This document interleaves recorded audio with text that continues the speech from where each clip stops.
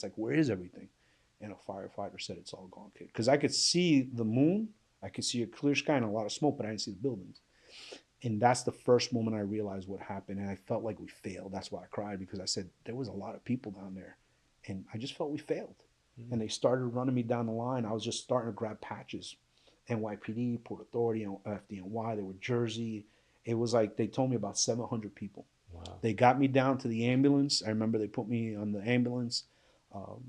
Bruce Kent, the Port Authority officer, was on the ambulance with me. He took my necklace that my mom had given me, a gold shield, not a gold shield, silver shield with my shield number on it from graduation. Took my shield and my ID cards. They whisked me to the hospital. The second time I cried was when I got to Bellevue Hospital, because now this is like close to midnight. They found me at 8, got me out about 11. Then by the time they got me to the hospital, it was almost midnight. And I see all these doctors and nurses standing around. I'm thinking to myself, as a first responder, when there's a bad situation, you hope someone will take a peek at you because you were trying to do the right thing, especially when there's mass casualties. And there was nobody. And I said, where is everybody? And they're like, you're it. And that's the pain of that still hurts me today. I feel like we didn't get enough people out. I know that they say it was the biggest rescue, but there was too many people. A lot of people today. I just recently talked to a woman who her brother died as a firefighter from 9/11 illness, and I know the pain is real. And I just felt like we failed. And they whisked me into the emergency room, and there's people buzzing all over me. And the only thing I remember was a nice lady saying, "This is gonna hurt," and I'm like, "Okay, what? I don't know." And she shoved the catheter in me. That woke me up. I was like, "Whoa!" I remember that, like, "Oh my God!" And they put me into a room, and talking about Fairbanks, one of the cops, the senior cop, he was actually there when they put me into that room. And our bodies had swelled like the Michelin Man. So they had to cut me from my upper left thigh all the way down my ankle. And he was standing there, and they took a knife and just zipped me down. And this is a hardcore cop who's seen a lot of things. And Jeff said, I had to leave the room, Will. The wall was white and it blew up with red. And he goes, wow. I had to leave. I couldn't stand and see that. Wow. I had 18 operations in 2 weeks. Sergeant McLaughlin came out the next morning at 7 a.m. He was the last person to be pulled out. We're the only two to survive from underneath the trade center. We didn't find that out till the following year when we went to go see NYPD to thank them. We were in wheelchairs, and they said, "Do you guys know you're the only two from under it?" There was one more person pulled out after us. That was the next day at noon. Mrs. Guzman, who was a Port Authority employee, was stuck topside, literally her head. She has a great story too. But we're the only two to survive from underneath it. There's about 18 of us that survived after both towers fell. But what I look at it today is I tell people is, look at the human spirit. Look at the strength. 18 of us survived after both those buildings fell. I still look at it today and I'm like, I don't know how I'm here. I like to credit to just the pure will of my faith, hope, and love. But as a human being, what I share with people is that no matter what tragedy you go through, if you're in the middle of that tragedy, keep going. Don't stop. Because I am no different than anybody else. If you put your heart and soul and everything you have to make it home, you can do it too. And it's a lesson that I want people to understand. And most importantly, I have so many people come up to me and they say, like you said, it's an incredible story, right? But we all have incredible stories. And what I tell people is this. People will say, I can't think of anything worse than 220 stories falling on you. And I said, sure you can. You lost a child. You found out you got cancer. It could be just a child saying, I don't think I can get over this midterm test. Mm-hmm.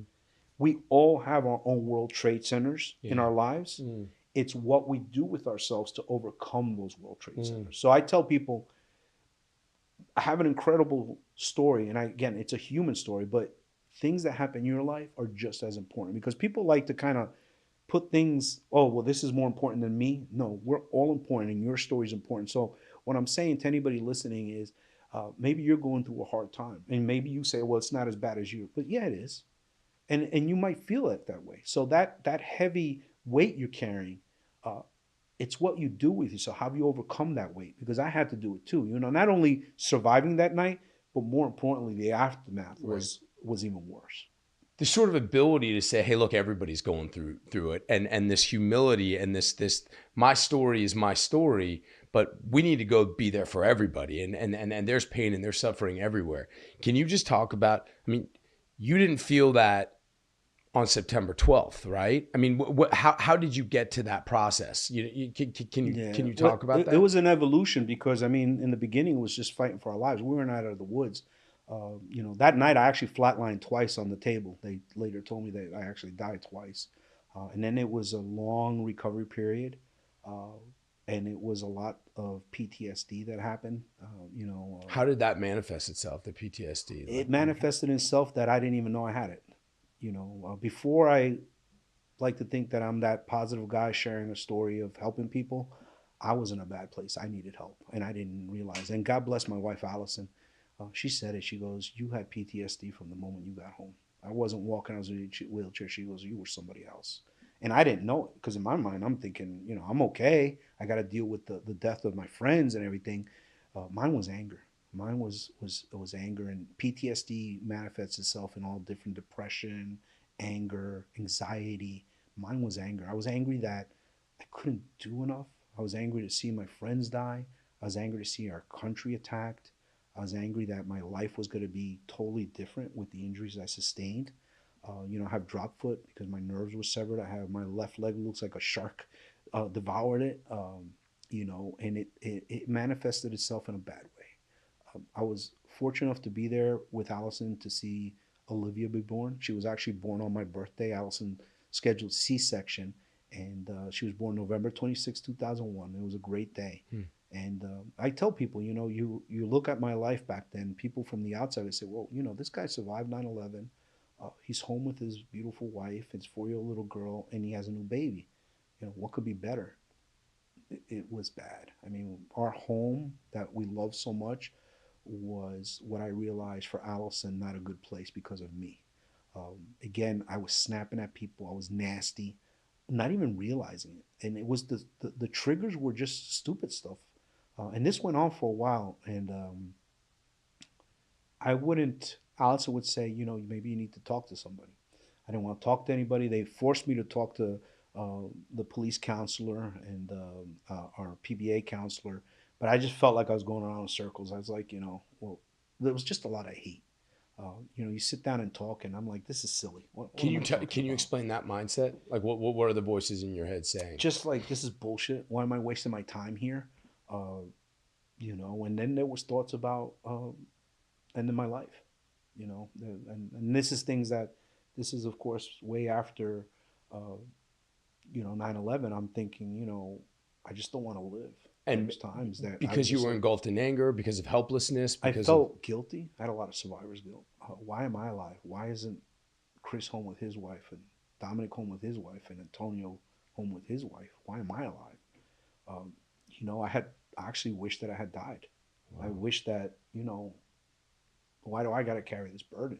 These were good guys. They're good friends of mine. They were exemplary police officers. Why am I alive? And it was difficult. And Allison took a lot of the brunt.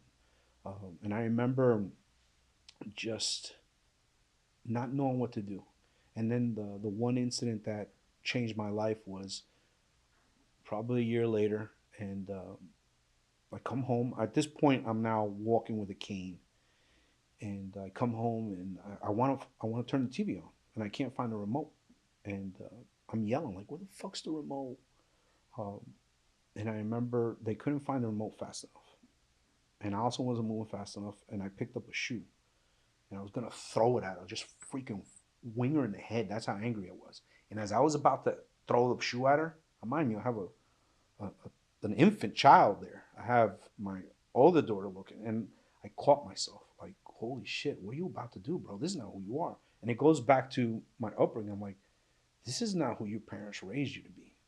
And thank God I caught myself because, I hate to say it, leading up to it, I probably shook my kids, did nasty things, not knowing. And then Allison would yell at me. But it was a lot of pressure on her. And I remember just dropping the shoe and getting in my truck. And like I said, I'm a big bow hunter. I drove up to the country to a public piece of land where I hunt. I sat there in this field. Actually, the field I would have been on if I took a P day on 9/11. I Hmm. sat there and I was just thinking, and I realized, I said, Will, there's something wrong with you, but I don't know what it is. And I was just down, and I drove back home, and I went and I saw Allison. I said, baby, I'm sorry. And I walked into Bianca's room, my little girl, And I said, she was 5 now. I said, does daddy yell a lot? And she said, daddy, you scare me sometimes. Mm. And I realized I got to do something. Because at that moment, what I realized is if I'm not a good husband, a good father, what's basically happening is those terrorists through me are touching another generation of Americans. And it's no different than someone who was brought up in an abused family. They sometimes become abusers. An alcoholic father or mother, they become alcoholics. A drug abuser, they become. So you start realizing that as parents, we really have a large impact on our children. And I, at that point, started basically a war with myself on trying to better myself. So I started going to more therapy. And this is what I tell people, even if you're brave enough to go to the first therapist, you might not like them. Therapists a dime a dozen. They're like car salesmen. You got to keep trying to find someone, even if it's not a therapist, that you feel comfortable talking to and try to work things out. And it's not going to be easy. This is what I tell people. It is not easy. So many people give up and then they do the most horrific thing, which is take their own lives because they don't realize what they leave behind is emptiness. I wrote that book we'll talk about with Dr. Michael Motes, and he sees that from his patients is just the emptiness when someone commits suicide. And again, I thought about it several times. And, one day I remember something happened, and Allison, I went into the closet, and Allison thought, I'm not coming back out. And I swore to myself I would never do that again. And through therapy, it started helping me. And I think what helped me the most was I was talking to a good friend, Debbie Mandel, who died from 9/11 illness, unfortunately. She used to come down and talk to the cops and firefighters at midnight. She ended up contracting 9/11 illness. But she made, I think, what really was a turning point for me. One day she said, we come here and we talk, uh, and you're still angry. And she goes, what you're going to have to realize is you're never going to get rid of PTSD. You'll have to learn to live with it. That means when you start feeling that anger coming on, you have to be able to take that negative energy and put it somewhere. So I started doing with being able to walk, be able to hit a punching bag, to let that anger, that energy out in a certain way. Now, again, mine is anger. I can't even imagine what someone who goes through depression or anxiety is. Yeah. You have to figure it out. And it's no different than someone who's recovering alcoholic or drug abuser. You're never going to get rid of that. It lives with you. So I started learning that I have to learn to live with my post traumatic stress disorder. And I had to start learning the signs of it. And Allison was a great help. She's like, you're getting angry over the stupidest thing. It could be watching the news, like watching things that, I'll be honest with you, the Port Authority, we lost 37 guys, and then they're doing certain things that at the police department that made no sense. We just lost 37. You guys aren't doing this. It can happen again. And it started getting me angry.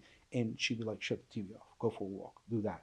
Until this day, at times the PTSD does rear its ugly head, but I have to catch it. And I'm way good at it. Thank goodness. Mm-hmm. But you can talk to people who have PTSD or alcohol or drug. There's times that shit comes back at you. And the trick is learning to live with it. The day I get rid of 9/11 is the day they bury me. That's when it'll be over. Just like all the men and women who have fought and died for this country. I look at, lately I've been watching a lot of Netflix and Apple TV. I watched The Pacific.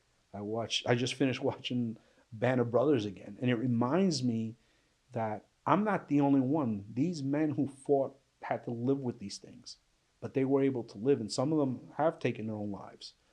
But I choose to not do that because then I dishonor Dominic, Chris, Antonio. I want to do good by them with the gift that I have to make them proud of me living my life. And as much as I would love to be able to have them share everything that I've been able to see with my kids, I know that if I'm doing right, I'm honoring them, and I'm honoring my life, because as a gift, it'd be a shame if I did do something to dishonor the gift that I got of a second chance at life. Yeah. And in writing the book and doing the movie, to those things, I imagine those things are enormously, I imagine they're enormously hard, but they're also enormously helpful, correct? Well, the movie, I'll say helpful today. I mean, I don't know if you even knew about this, but we didn't want to do the movie. The movie was brought about because we had a Philadelphia newspaper reporter. John asked me, he's like, this reporter wants to do a big piece on us, and he was still in rehab. I came in to see him. We were wary of that because we didn't want the story because